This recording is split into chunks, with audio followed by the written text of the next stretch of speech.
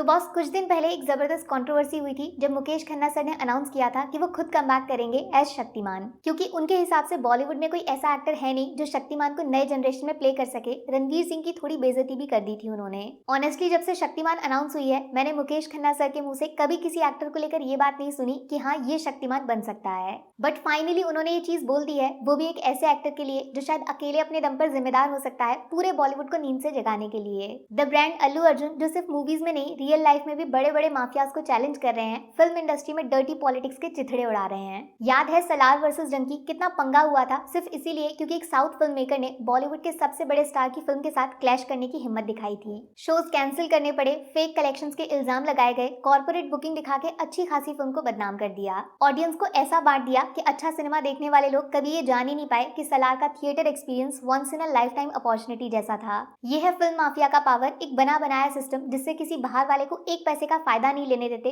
वहीं अपनी घिसी पिटी फिल्मों को जबरदस्ती हिट बनाते हैं। अब जरा थोड़ा सा सोच के बताओ, कौन सी होगी वो बॉलीवुड फिल्म जो पुष्पा पार्ट 3 के साथ क्लैश करने के बारे में सोच भी सकती है। हिम्मत है किसी में, है कोई दूर दूर तक जो पुष्पा 3 के सामने अपनी फिल्म को रिलीज करने का कॉन्फिडेंस रखता है। जिस फिल्म का सिर्फ नाम पता है, रिलीज डेट का 0% आइडिया नहीं है, वो अभी से पावर रखती है पूरे साल के बॉलीवुड कैलेंडर को बदलने की। इसको बोलते हैं ब्रांड। देखो, वही सेम माफिया जो डंकी सलार के टाइम एक साउथ फिल्म को हर तरीके से डिस्ट्रॉय करना चाहता था, उसको स्क्रीन देने को तैयार नहीं था, वही माफिया आज मल्टीप्लेक्स चेन में एक साउथ फिल्म के ज्यादा से ज्यादा शोज चलाना चाहता है, ज्यादा से ज्यादा भीड़ लगा के पैसा बनाना चाहता है। पूरा माफिया को झुका दिया साला।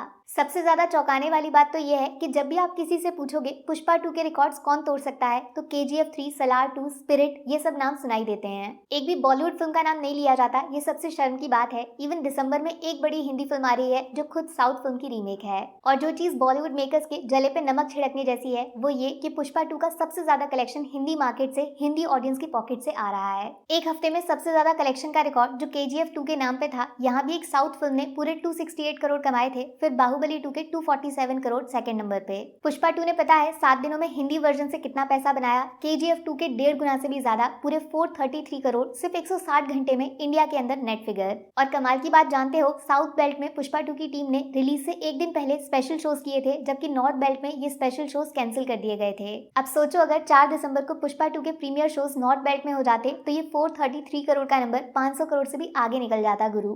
चौंकाने वाली बात, पुष्पा 2 ने तेलुगु बेल्ट में अभी तक 250 करोड़ कमाए हैं। मतलब अल्लू अर्जुन का असली फैन बेस साउथ में नहीं, नॉर्थ बेल्ट में फिल्म को सपोर्ट कर रहा है। वैसे असली झटका आपको ये जान के लगेगा कि पुष्पा 2 दूसरे हफ्ते में एक घंटे में 70-80 हजार टिकट्स बेच रही है। सेम इतना ही टिकट्स जवान और एनिमल जैसी मूवीज बेच रहे थे अपने पहले दिन के लिए। ज्यादा चौंकना मत अगर हिंदी में पुष्पा का कलेक्शन 10th 11th डे पे फिर से 50 करोड़ प्लस चला जाए। ऐसा पहले कभी नहीं हुआ, इतिहास लिखा जा रहा है। जो लोग इंटरेस्टेड हैं उनको बता दूं, पुष्पा 2 का टोटल वर्ल्ड वाइड कलेक्शन 8 दिनों के बाद 1200 करोड़ के आसपास है, थोड़ा सा ज्यादा ही होगा। और अब जिस स्पीड से टिकट्स बिक रहे हैं, सैटरडे प्लस संडे का वर्ल्ड वाइड नंबर 250 से 300 करोड़ आराम से क्रॉस कर सकता है। मोटा मोटा आप ये मान के चलो, अल्लू अर्जुन का कमबैक पूरे 3 साल के ब्रेक के बाद सिर्फ 10 या फिर 11 दिनों में 1500 करोड़ के पार खड़ा होगा। 400 करोड़ का बजट था, 10 दिनों में 1500 करोड़ का रिटर्न आ गया। और प्री रिलीज माने डिजिटल राइट्स, म्यूजिक वगैरह से फिल्म में 1100 करोड़ ऑलरेडी कमा लिए थे। ऐसे में अगर मुकेश खन्ना सर की बात सच हो जाती है और शक्तिमान जैसा प्रोजेक्ट, जिसमें पहली बार किसी एक्टर को इमेजिन करने की बात बोली है पुराने शक्तिमान ने, ये प्रोजेक्ट अगर अल्लू अर्जुन के हाथों में चला गया तो आप सोच भी नहीं सकते, इंडियन सिनेमा बॉलीवुड टॉलीवुड नहीं, सीधा अल्लू अर्जुन ब्रांड बन जाएगा।